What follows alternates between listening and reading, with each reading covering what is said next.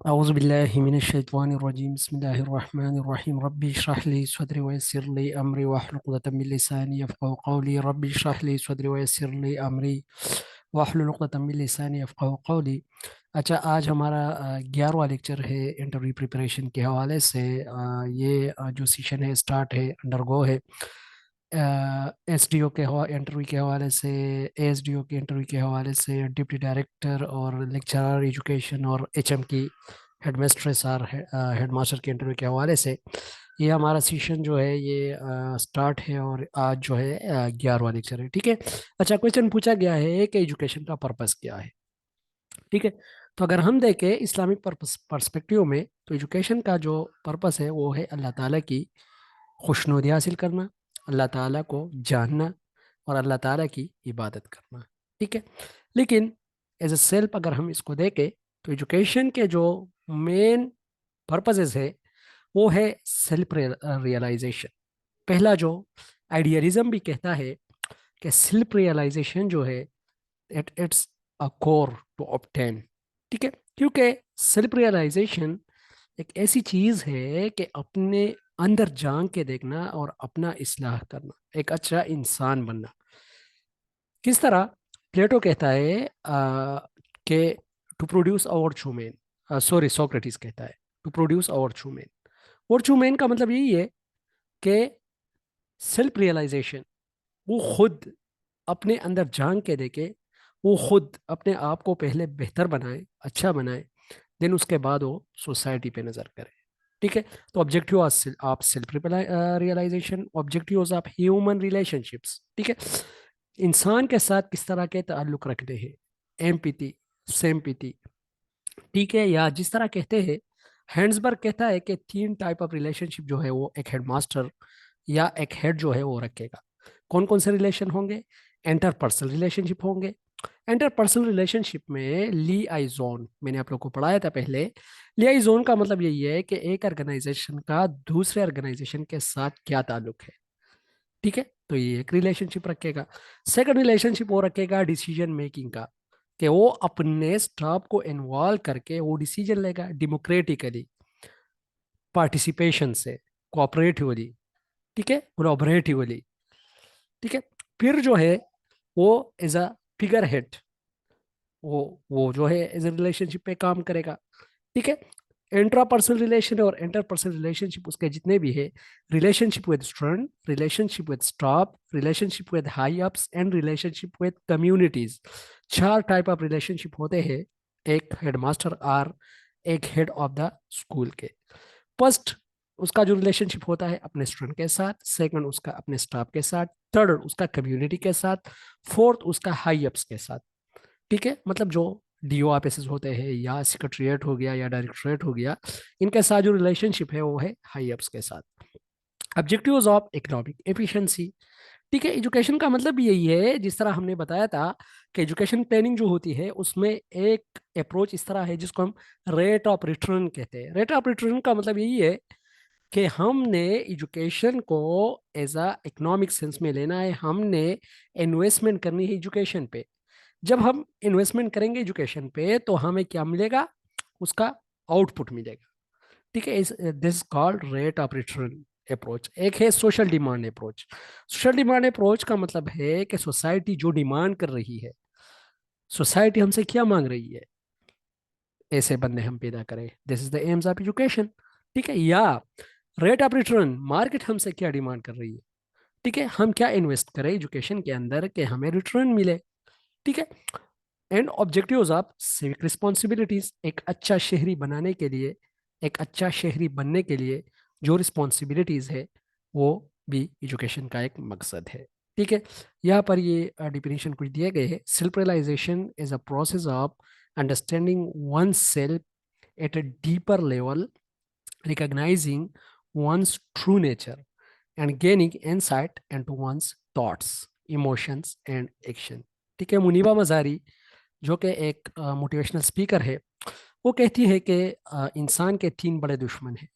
सबसे पहला दुश्मन जो है उसका वो है कि वो कंफर्ट जोन से नहीं निकलता, वो उसका जो कंफर्ट जोन है उससे वो निकलने की कोशिश ही नहीं करता। सेकंड जो उसका मेन दुश्मन है वो है इनकंसिस्टेंसी। वो अपने आप को कंसिस्टेंट नहीं बनाता। ठीक है, थर्ड जो उसका दुश्मन है वो है बैड फ्रेंड्स, वही दोस्त जो बैड होते हैं। ठीक है, तो क्या करना चाहिए, वो फिर वो कहती है कि करना ये चाहिए कि ऐसे लोगों को स्किप करनी चाहिए, ऐसे लोगों को डिलीट करनी चाहिए जो कि टॉक्सिक हो इंसान की जिंदगी के अंदर। ठीक है, तो सेल्फ रियलाइजेशन का मतलब ये है कि अपना इस्लाह करना, जिसको हम ग्रेटिट्यूड कहते हैं। ग्रेटिट्यूड क्या होता है? ग्रेटिट्यूड होता है positive thinking towards someone. ठीक है, जिसको हम ऑप्टोमिस्टिक कहते हैं, नॉट पिजिमिस्टिक। ठीक है, तो ग्रेटिट्यूड का सेंस जो है ये बहुत ज़्यादा इंपॉर्टेंट है किसी भी इंसान के अंदर। तो उससे हमारी जो सेल्फ रियलाइजेशन है वो आएगी, और जो हमारी सेल्फ है वो अच्छी बनना शुरू हो जाएगी। ठीक है, सेल्फ के बारे में कार्ल रॉजर भी कहता है कि सेल्फ जो है it is consist of three parts: ideal self, real self and self image. ठीक है, आइडियल सेल्फ वो है जो हमारे लिए आइडियल है, जो हम बनना चाहते हैं। रियल सेल्फ वो है जो कि स्पेसिफिकली हम है। ठीक है, और ideal self, real self, self image. ठीक है, सेल्फ इमेज वो है जो कि सोसाइटी हमें परसीव कर रही है कि हम कौन है। ठीक है, फिर एफिशिएंसी क्या है? Refer to the ability to achieve maximum output with minimum input. Minimum input डाल के किस तरह आपने मैक्सिमम आउटपुट लेना है, this is efficiency. Utilising resources in the most effective and productive manner. ठीक है, और एफिशिएंसी का ताल्लुक ज्यादातर हम इसको टाइम फैक्टर में यूज करते हैं, इसका ताल्लुक ज्यादातर जो है वो टाइम से है। भला बंदा बहुत ज़्यादा एफिशिएंट है, इसका मतलब ये है कि वो बिल्कुल ही टाइम पे अपना काम कंप्लीट करता है, जो टाइम लिमिट उसके लिए होता है उसके अंदर वो अपना जो काम है वो कंप्लीट कर सकता है। ठीक है, तो ये एजुकेशन के ऑब्जेक्टिव्स है और ये इसके पर्पसेस है। आगे क्वेश्चन पूछा गया था कि what is planning and what are the process of planning and what are the types of planning. तीन क्वेश्चन प्लानिंग से पूछे गए हैं कि प्लानिंग है क्या, प्लानिंग के टाइप्स क्या है, प्लानिंग के अप्रोचेस क्या है, ये भी पूछा गया है। और प्लानिंग जो है ये इसके प्रोसेस, इसके टाइप्स, इसके डिफिनीशन, ये सारे पूछे गए हैं। ठीक है, अच्छा, अगर हम प्लानिंग को डिफाइन करें तो प्लानिंग का सिंपल सा डिफिनीशन है to decide in advance that what to do, when to do, where to do, by whom to do. आप लोगों ने फिर इसको एक्सप्लेन करना है किसी तरह। डिसाइड इन एडवांस, एडवांस में ये डिसाइड करना, फैसला करना, डेट व्हाट टू डू, कि मैंने क्या करना है। व्हाट टू डू का मतलब है what will be my objectives, मेरे ऑब्जेक्टिव्स क्या होंगे। When to do mean time frame, कब हमने करना है, this denote your time frame. ठीक है, where to do, it's denote your location, कहाँ पर करना है। ठीक है, by whom to do, target group क्या है, किससे आपने करना है। ठीक है, तो this is the definition, the simplest definition of planning: to decide in advance what to do, when to do, how to do, where to do and by whom to do. ठीक है, अच्छा, प्लानिंग का second definition जो है वो है it's the outlines of all the activities of a programme.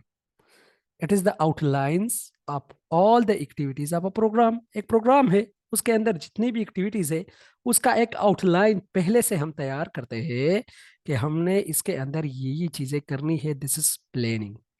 ठीक है, N analysis of the present situation and forecast for future. ठीक है, प्रेजेंट सिचुएशन को एनालाइज करना और फ्यूचर के लिए प्लानिंग करना, फोरकास्टिंग करना, इसको हम कहते हैं प्लानिंग। ठीक है, ये तीन डिफिनीशन जो है ये बहुत सिंपल से और बहुत इजी डिफिनीशन है। ठीक है, अब एजुकेशनल प्लानिंग क्या है? The planning which is done in educational scenario is called educational planning. वही प्लानिंग जो कि एजुकेशनल सिनारियो के अंदर की जाती है उसको हम एजुकेशनल प्लानिंग कह सकते हैं। ठीक है, अच्छा, एजुकेशनल प्लानिंग दो बल्कि चार टाइप के होते हैं। आगे हम इसको पढ़ते हैं। अच्छा जी, टाइप्स क्या है एजुकेशनल प्लानिंग की? Imperative or centralised planning. First, जो लार्ज सतह पे, जो बड़े सतह पे होती है उसको हम कहते हैं imperative or centralised planning. The planning which is done at the federal level or by the central body like planning commission of the government is called imperative planning. Planning commission of Pakistan एक इदारा है जो कि 1952 में मेरे ख्याल में ये बना था, if I am not wrong, 1952 में मेरे ख्याल में ये बना था। और इसी का काम है प्लानिंग करना। बड़े सतह पे, गवर्नमेंट लेवल पे। ठीक है। The planning which is done at the federal level or by the central body like planning commission of the government is called imperative planning. The targets and resources for the completion of plans are allocated by the federal government, the implementer or the provincial authority. ठीक है। ये देखो, चूंकि federal जो plan करेगा, किसके लिए plan करेगा? सुबह के लिए करेगा। तो जो बजट होगा, जो रिसोर्सेज होंगे, वो प्रोवाइड करेंगे फेडरल गवर्नमेंट, और जो काम करेंगे वो प्रोविंशियल अथॉरिटीज जो होंगे वो काम करेंगे सूबों के अंदर। तो ये है एम्पेरेटिव आर सेंट्रलाइज्ड प्लानिंग। दूसरा जो है वो है इंडिकेटिव प्लानिंग और local level planning. This type of planning is done at the local level और at the grass root level of the society. Local level पे जो हमारे पास ये नाजीम सिस्टम जो है, ये डिस्ट्रिक्ट लेवल पे, तो यही हमारे पास आ जाती है ये इंडिकेटिव प्लानिंग में। ठीक है। Local people determine priorities, they prepare project with the help of experts, fund are allocated for the completion of local projects by the government. Pakistan has started this type of planning with the help of district nazims of the concerned areas. ठीक है। अच्छा, फिर है sectoral planning. Sectoral का मतलब ये है किसी स्पेसिफिक सेक्टर के लिए। जब हम किसी स्पेसिफिक सेक्टर के लिए हम प्लानिंग करते हैं तो इसको हम सेक्टोरल प्लानिंग कहते हैं। And this type of planning projects are prepared by each sector separately, funds are allocated to the secretary of the department for the implementation of the project. For example, education के लिए एक project है तो इसको हम sectoral planning कहेंगे। ठीक है। क्योंकि एजुकेशन के लिए जो प्रोजेक्ट होगा, वो उसकी फंडिंग फॉर एग्जांपल अगर सेक्रेटरी को की जाती है तो इसको हम सेक्टोरल प्लानिंग कहेंगे फिर। ठीक है। Here at a time all the departments minister are busy to complete the developmental activities. यहाँ पर कौन होंगे? सारे डिपार्टमेंट और उसके जो मिनिस्टर्स है, वही इसी टाइप के प्लानिंग जो है उसको कंप्लीट करेंगे। There is a lesser cooperation among the departments. Every departments determine its own priorities. The developmental works are scattered all over the country. ठीक है। हम पढ़ रहे हैं टाइप्स ऑफ प्लानिंग, इम्पेरेटिव और सेंट्रलाइज प्लानिंग जो कि लार्ज सतह पे है, इंडिकेटिव प्लानिंग और लोकल प्लानिंग जो कि हम इसको लोकल सतह पे कह सकते हैं, डिस्ट्रिक्ट सतह पे कह सकते हैं, सेक्टोरल प्लानिंग जो कि स्पेसिफिकली एक सेक्टर के लिए होता है सेपरेट। ठीक है। ठीक है। आगे जो है वो है इंटीग्रेटेड प्लानिंग। देखो, इंटीग्रेटेड प्लानिंग में इस तरह होता है कि हर एक जगह के लिए अलग अलग प्लानिंग की जाती है। हर एक जगह के लिए जाके वहाँ के जो नीड्स है उसको आइडेंटिफाई किया जाता है, और उसी नीड बेस्ड पे वहाँ पर प्लानिंग की जाती है। फॉर एग्जांपल, अभी अगर हमारे डिस्ट्रिक्ट दिल्लोर की होती है प्लानिंग, यहाँ पर जो ज़रूरियात है उसके लिए अलग प्लानिंग। इसी तरह स्वाद की फॉर एग्जाम्पल प्लानिंग होती है, उसके लिए अलग जो है वो उसकी जो ज़रूरियात है। इसी तरह मलाकन की अलग जो है वो है। इसी तरह पेशावर नौशहरा के लिए अलग अलग ये जो प्लानिंग है, और फिर उसी बेस पे उनको फंडिंग की जाती है। This is integrated planning. And this type of planning a pilot area is selected for development. ये देखो, पायलट एरिया क्या होता है? एक एरिया किसी भी सेलेक्टेड डेवलपमेंट के लिए चूज किया जाता है। All the department concentrate on the development of the specific area. They prepare projects according to the needs of the area. ये देखो, according to the needs of the area.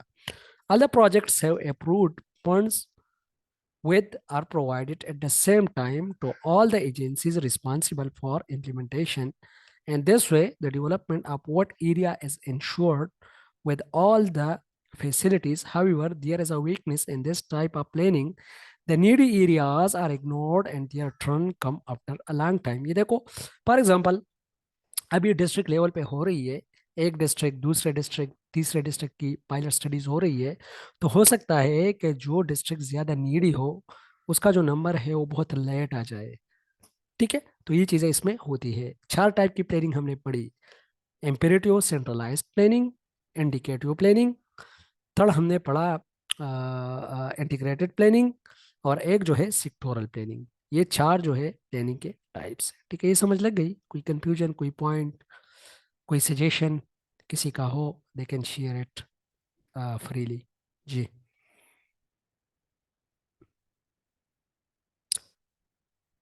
अच्छा, आवाज़ मेरी पहुंच रही है? आतिक भाई, अलिफ गुल साहब। जी पहुंच रही है, जी पहुंच रही ओके जी, ओके। अच्छा जी, ये क्वेश्चन पूछा गया है, the process of plan formulation, कि हम प्लेन जो है वो किस तरह फार्मूलेट करते हैं। 7 स्टेप्स है, इसको आप लोगों ने रट्टा करना है, रट्टा मारना है, क्योंकि ये चीज़ें जो है ये बिल्कुल, या आप लोगों ने इसका एक निमोनिक बनाना है, जो कि फर्स्ट वर्ड से फॉर एग्जांपल या स्टार्ट होते हैं, इस तरह के कुछ टेक्टिक्स करके इसको याद करना है, क्योंकि ये जो है अक्सर पूछे जाते हैं कि प्लेन फार्मूलेशन के प्रोसेस क्या है। तो इसका स्टेप बहुत ज़्यादा इंपॉर्टेंट है। फर्स्ट, जो हमारा प्लान होता है उसके ऑब्जेक्टिव्स होने चाहिए, broad objectives and target setting. First हम ब्रॉड ऑब्जेक्टिव्स या टारगेट जो है वो सेट करते हैं। ऑब्जेक्टिव्स क्या है? Objectives are the end product, end product को हम ऑब्जेक्टिव्स कहते हैं, या objectives are the intended outcomes, are the possible outcomes. ये पॉसिबल आउटकम है हमारे पास। ऑब्जेक्टिव्स के हमने टाइप्स भी पढ़े थे, यूनिट ऑब्जेक्टिव, स्पेसिफिक और यूनिट ऑब्जेक्टिव, बिहेवियरल ऑब्जेक्टिव, और एक और भी टाइप था, यूनिट ऑब्जेक्टिव था, एक एक स्पेसिफिक और बिहेवियर ऑब्जेक्टिव होता, और एक और भी था, वो मैंने पहले आप लोगों को डिस्कस किया है इसी ही लेक्चर्स के दौरान, इसी सेशंस के दौरान। ठीक है, तो आप लोग उसको थोड़ा सुन लीजिएगा। The initial step and plan formulation is the determining broad objectives and targets. ठीक है। सेकंड जो है फिर सर्वे की जाती है, करंट इकोनॉमिक कंडीशन, क्योंकि इकोनॉमिक कंडीशन बहुत ज़्यादा इंपॉर्टेंट होता है किसी भी प्लान के लिए, किसी भी प्रोजेक्ट के लिए जो फॉर एग्जाम्पल हम प्लान कर रहे हैं, तो जाहिर बात है उसके लिए जो इकोनॉमिक रिक्वायरमेंट है वो फुलफिल करना बहुत ही मुश्किल होता है। ठीक है। The next step is to take stock of existing condition in the context of plan perspective. Stock हम क्या करते हैं, वो जो इंफॉर्मेशन है स्पेसिफिकली इकोनॉमिक इश्यूज, वही सारे इकट्ठे करते हैं। सच a survey enable the identification of areas where more concentrated efforts are needed for the overall growth of the economy। ठीक है। अच्छा, सर्वे जो है क्या होता है? सर्वे का मतलब यही है किसी जगह पर जाके डेटा कलेक्ट करना थ्रू क्वेश्चनियर, इसको हम कहते हैं सर्वे। ठीक है। ज़्यादातर ये यूज़ होता है क्वांटिटेटिव रिसर्च में, जो मैंने आप लोग को रिसर्च पढ़ाए थे। ठीक है, एक बंदा जाएगा वहां पर क्वेश्चनियर डिस्ट्रीब्यूट करके डेटा कलेक्ट करेगा। ठीक है, या सर्वे करेगा या इंटरव्यू भी कर सकता है, लेकिन यहाँ पर जो प्रोजेक्ट है इसमें सर्वे यूज होता है। सर्वे इसलिए यूज होता है कि लेस टाइम में मोर डेटा कलेक्ट करना इजी होता है। लेकिन सर्वे का एक डिसएडवांटेज ये है कि अक्सर लोग इसको सीरियस नहीं लेते। आप किसी को फॉर एग्जाम्पल क्वेश्चनियर दे दो, बस वो जल्दी जल्दी उसको जो है फिल करेगा, वो पढ़ेगा भी नहीं कि ये क्या लिखा है। वो जस्ट एज अ फॉर्मेलिटी उसको फिल करके आपको रिटर्न करेगा। ठीक है। और इंटरव्यू की एक खासियत यही है कि वहाँ पर जो फैक्चुअल इंफॉर्मेशन होते हैं, जो बिल्कुल ही रियल इंफॉर्मेशन होते हैं, वो आपके सामने आ जाते हैं। ठीक है। और सर्वे में जो आपके पास फैक्चुअल इंफॉर्मेशन नहीं आते ज़्यादातर। ठीक है, अक्सर लोग बस जस्ट आंखें बंद करके जहाँ भी उंगली लगती है उसको टिक करके बस बात खत्म करते हैं। ठीक है। तो सर्वे का मतलब यही है। तो पहले ऑब्जेक्टिव्स बनाते हैं, सेकंड सर्वे करते हैं किस चीज का? करंट इकोनॉमिक कंडीशन का। ठीक है, तो ये है सेकंड स्टेप। अभी थर्ड स्टेप जो है, इसके थर्ड स्टेप में स्ट्रेटेजी, जो मेथड यूज करेंगे इसी प्लान के अंदर, इसी प्रोजेक्ट को अचीव करने के लिए जो जो जो मेथड यूज करेंगे उसको स्ट्रेटेजी कहते हैं। The setting of broad goals and objectives, targets, and the review of current economic conditions help in identifying the strategy to be adopted to ensure the successful implementation of a plan। कि first हमने goal select किए, फिर उसके बाद हमने existing जो economic situation था उसको देख लिया, उसी बेस पे हमने स्ट्रेटेजी होती वो अपने लिए सेट की। ठीक है। डिटर्मिनेशन ऑफ प्लेन साइज, अभी प्लेन का साइज क्या है? देखो, कैपिटल कोएफिशिएंट एक चीज है। कैपिटल कोएफिशिएंट का मतलब यही है कि आप कितना इन्वेस्ट कर रहे हो और आपको कितना आउटपुट मिलेगा। फॉर एग्जाम्पल, आप 4 रुपए इन्वेस्ट कर रहे हो, उसके ऊपर आपको 1 रुपए मुनाफा होता है, दिस इज कैपिटल कोएफिशिएंट। ठीक है। तो आपने प्लेन साइज को देखना है कि जो मेरा प्लेन साइज है उस पर मैंने कितना खर्चा करना है। आपने फॉर एग्जाम्पल 2 करोड़ वहां पर खर्चा करना है, तो उसका फायदा क्या है, कितने लोगों को फायदा पहुंचा रहा है? आप एक इरिगेशन सिस्टम जो है वो जमींदारों के लिए या फार्मर के लिए इंस्टॉल कर रहे हो, या एक स्कूल जो है वो बना रहे हो, तो ठीक है, स्कूल में जो आप खर्चा कर रहे हो आया, वहाँ वहाँ की आबादी इतनी है कि वो जो रिटर्न है वो आपको मिलेगा। ठीक है, तो डिटर्मिनेशन ऑफ प्लेन साइज भी बहुत ज्यादा इंपॉर्टेंट है। ठीक है, once the broad objective targeted and the strategy have been identified, the next step is to fix the size of a plane so as to arrive at the total investment outlay. For this purpose, planner use the capital output ratio. ये देखो, capital and output ratio, कितना आप लोग capital उस पर consume कर रहे हो, इन्वेस्ट कर रहे हो, वो आपको क्या आउटपुट दे रहा है। of the capital coefficient as a tool. This ratio determines the capital needed to achieve a given unit of increase in the national income. For instance, if the capital output ratio is 4:1, ये देखो 4:1 capital coefficient का क्या मतलब है? It will show that an investment of RS4 will result in an additional income of RS1.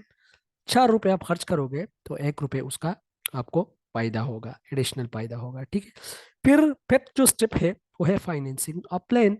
Finance के जो resources है, या तो गवर्नमेंट जो है वो प्लेन के लिए या इसी प्रोजेक्ट के लिए क्या करेगा, पैसे देगा, या नॉन गवर्नमेंट ऑर्गेनाइजेशन जो प्राइवेट सेक्टर है वही आपको पैसे देगा। ये दो सोर्सेज है, या तो गवर्नमेंट होगा या प्राइवेट सेक्टर होगा। मोबालाइजेशन ऑफ द रिसोर्सेज, जो रिसोर्सेज आपको प्रोवाइड किए गए, जो पैसे आपको दिए गए, अभी उसको मोबालाइज किस तरह करना है, कहाँ कहाँ पर यूज करना है, किस तरह यूज करना है, कौन कौन सी क्वांटिटीज में यूज करनी है। स्कूल्स को आपने फर्नीचर प्रोवाइड करना है, अभी उसी फर्नीचर को कौन कौन से स्कूल्स को कितने कितने फर्नीचर आपने पहुंचाने हैं, यह है mobilisation of resources. The success of any plan depend upon the mobilisation of resources both in term of man and material. For example, एक स्कूल को स्टाफ की जरूरत है, तो जो स्टाफ आप उसको दे रहे हो, वो जो रिसोर्सेज आप उसको दे रहे हो, तो वही जो है आपने इसी में मोबालाइज करना है। Therefore, a plan should specifically identify as to how the required resources will be mobilized to implement the plan objective and targets. ठीक है, फिर प्लान एग्जीक्यूशन जो है, it is the last step.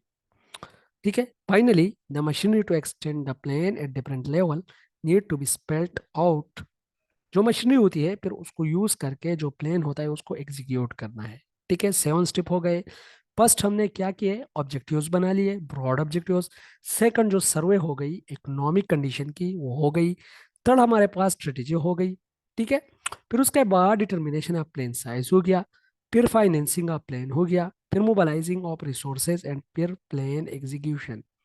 ठीक है, ये स्टेप जो है बहुत ज्यादा इंपॉर्टेंट है। ठीक है, यहाँ तक समझ लग गई? कोई कंफ्यूजन, कोई अच्छी बात, कोई बुरी बात? अच्छा जी, अभी नेक्स्ट जो टॉपिक है वो है डिसिप्लिन के हवाले से। क्या डिसिप्लिन है, क्या कौन कौन से फैक्टर है जो स्कूल के अंदर डिसिप्लिन को इफेक्ट करते हैं। ठीक है, डिसिप्लिन अगर हम देखें तो पुराने वक्तों में डिसिप्लिन को एज ऑटोक्रेटिक डिसिप्लिन के तौर पे यूज किया जाता था। मतलब किसी को आप पनिश करो, किसी को आप फोर्स करो उसकी बिहेवियर को ठीक करने के लिए, तो this is something related to discipline. ये तो जो है ट्रेडिशनल व्यू है। मॉडर्न व्यू जो है वो डिसिप्लिन का वो थोड़ा चेंज है। मॉडर्न व्यू डिसिप्लिन का है सेल्फ डिसिप्लिन, कि मतलब आप किसी स्टूडेंट को इस काबिल बनाओ कि वो खुद रूल्स रेगुलेशन को ओबे करे और सरेंडर करे अपने आप को अथॉरिटी के अंडर। यही डिफिनीशन है डिसिप्लिन की। डिसिप्लिन की सारा सी डिफिनीशन है कि to surrender your self to authority, surrender your self to authority and obey the rules regulation of the organization for the purpose to attain the intended objective of the organization। ठीक है, मैं आप लोग को इसको इसको तो ऐसे एक्सप्लेन करता हूँ। फर्स्ट हमने क्या कहा, तो ओबे द अथॉरिटी।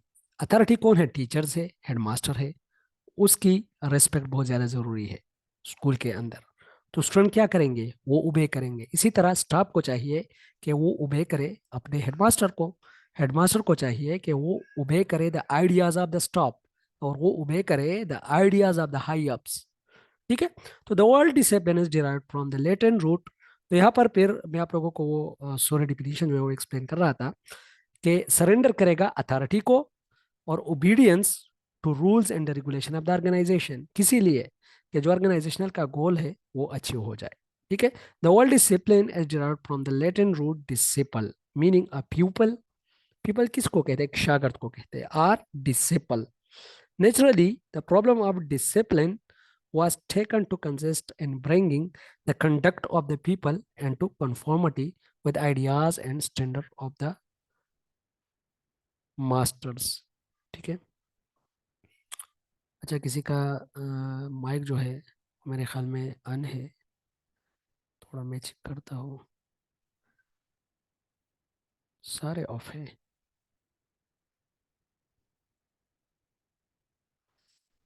अच्छा, आवाज़ मेरी पहुंच रही है?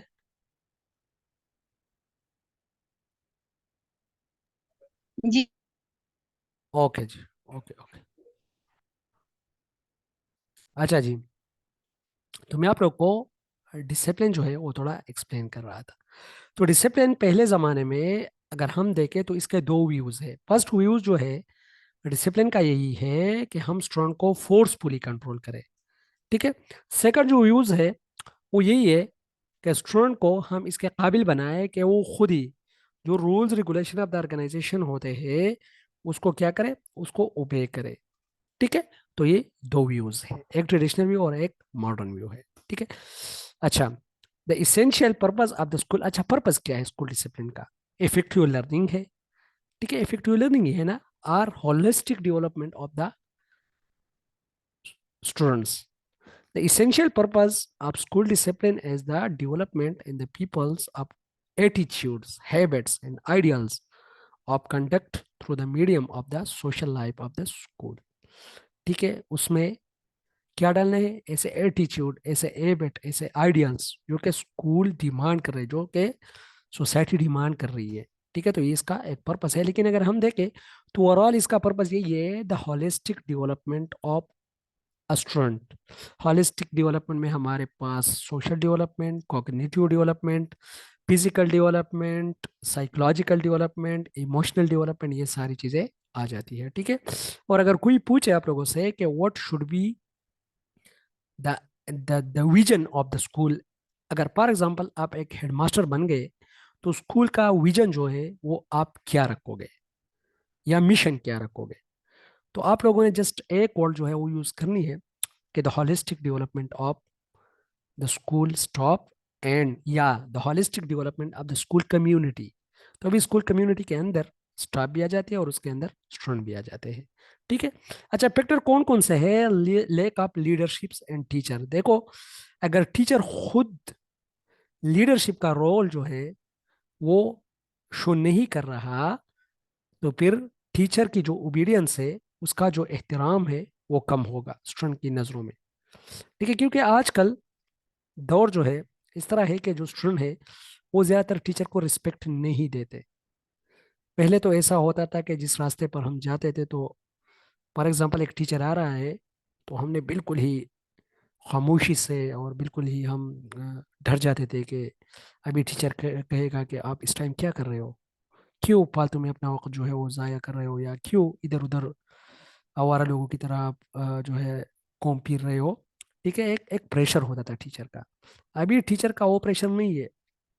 ठीक है। तो इसीलिए जो इनडिसिप्लिन इशू है वो आ रहे हैं। ठीक है। ये भी क्वेश्चन पूछा गया है कि what are the indiscipline issues in the classroom के अंदर इनडिसिप्लिन इश्यूज जो है वो कौन कौन से हैं?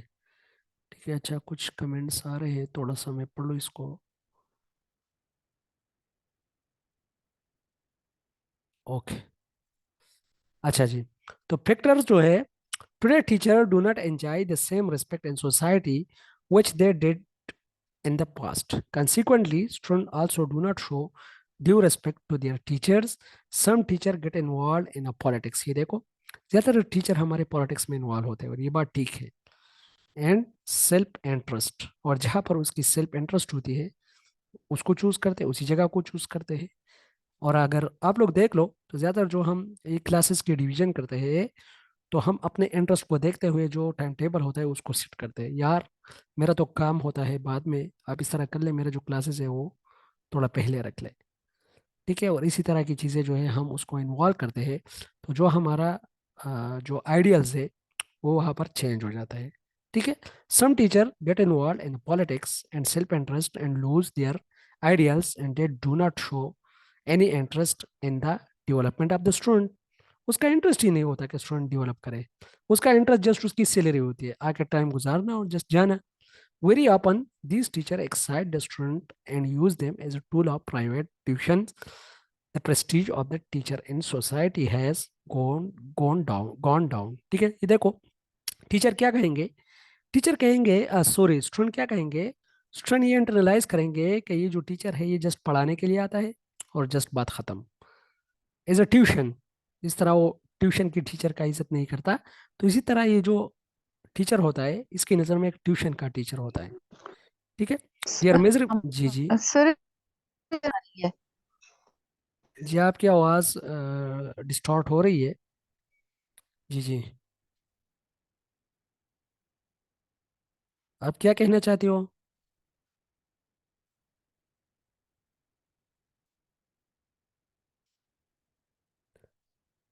जी,